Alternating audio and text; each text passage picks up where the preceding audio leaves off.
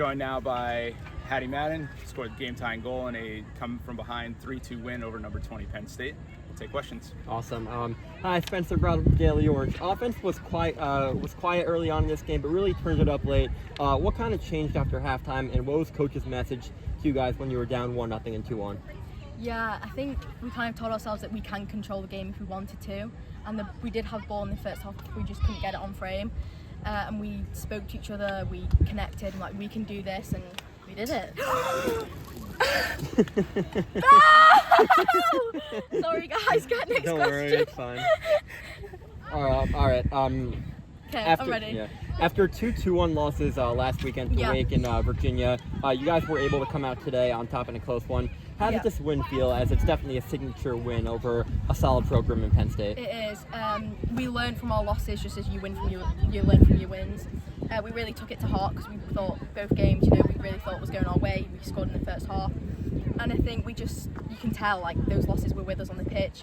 We use them as fire, and we learn every game, and we're going to continue to grow even through our wins and our losses. So awesome. And then final question: you guys really controlled the time of possession battle, even when down early. How do you guys stay collective and composed and keep generating quality chances in the first half? Yeah, I think we had confidence in our game plan.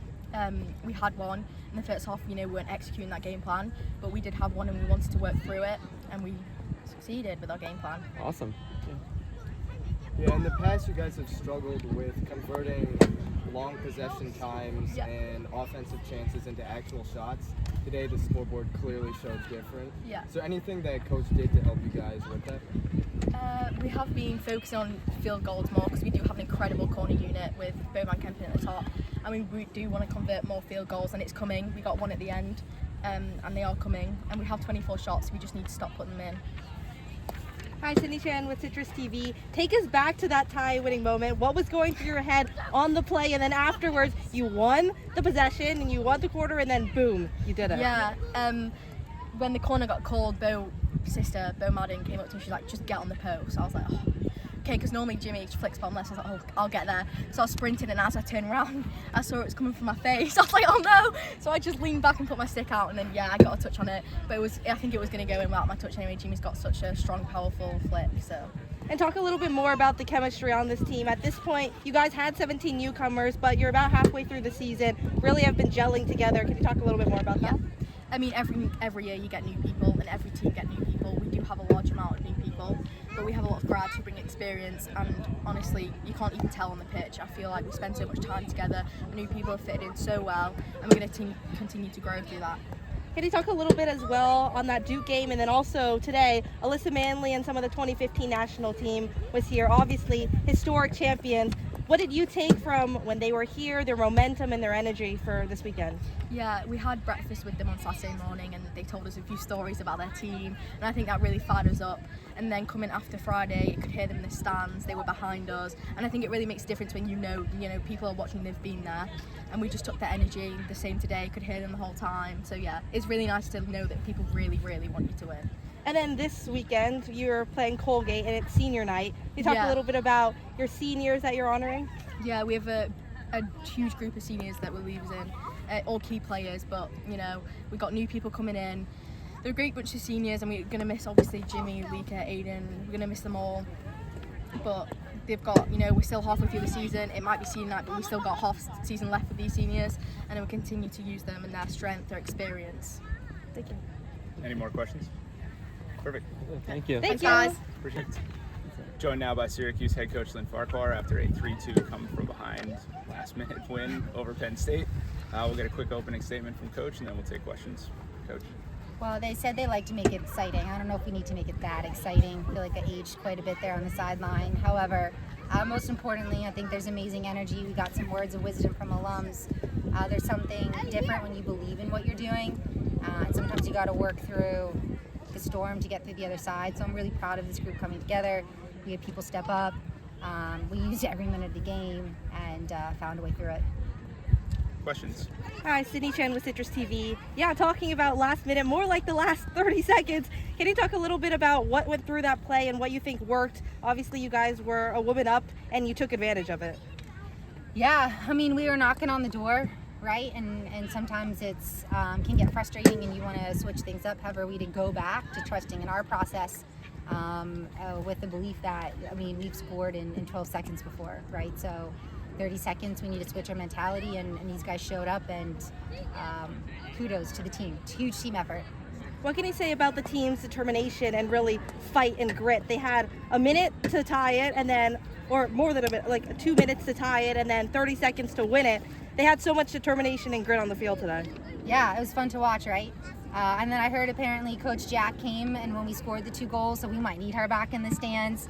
The spirit's huge, right? It's on the bench, it's on the stands, it's on the pitch. So that's what we're all about. We love what we do, and it showed up. Awesome. Spencer Broad with the Daily Orange. Lana Hamilton with her first goal of the year. What can you say about that goal and overall her growth and progression this season? Huge, right? And then I think Lika, one of her classmates and teammates, also on the way back to the line, mentioned something to her, and it was a voice. So she kind of said we were going to finish the game, and she was the one to do so. So I give Lana a ton of credit. She's been showing up, she's consistent, and she's a finisher. Awesome. Offense was pretty quiet early, but definitely turned it up late. What changed after halftime, and what was your message to the rest of the team when it was down 1-0 and 2-1? Yeah, I don't know. I wouldn't say we were quiet. I think we just didn't execute the final pieces, right? Like statistically, it was there. We weren't as clean as we wanted to be, so we had to clean things up, go back to what works, and that is team hockey for us. And then that's when you start to execute. Awesome. Coach, as a coach, how do you continue trusting the process even when you're 17 shots in and the ball still hasn't found the back of the net? We'll ask these guys.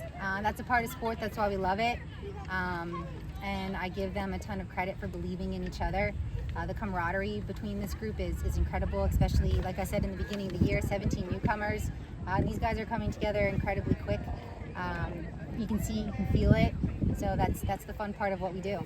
Yeah, and Hattie Madden said that you're helping them with field goal chances. What exactly are you doing during practice? It's all connecting, right? So we want to play as a team. It's making the ball move. In order to do that, we have to move off the ball, have priority movement, trust in each other, connect with each other. So it's a lot of just ball movement. Final question.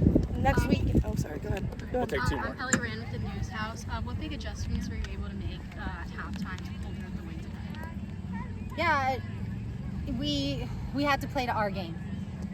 Be a bit more aggressive defensively. Our press didn't change. Outletting, go find the free person, which we were looking for, maybe the more challenging.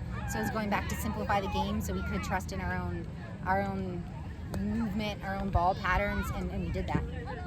This upcoming weekend, you go back to non-conference play, and you're also honoring your seniors in that game. Can you talk a little bit more about how crucial the senior class has been and what it's going to be like to honor them? Oh, it's always a special moment. I mean, you have some that have been here for 4 years. We have some 5th years. We have some grad students that have come in. I give them all a tremendous amount of credit. They're all gamers. They are courageous. Lana is one of them, right? They've been here for 4. Aiden and Patty transferred. I could go down the list, and I think what they've done and who they've become since they've been here is what makes it so special. Thank you so much. Thank Thanks, you, everybody. Coach. Thank you. Thanks, guys.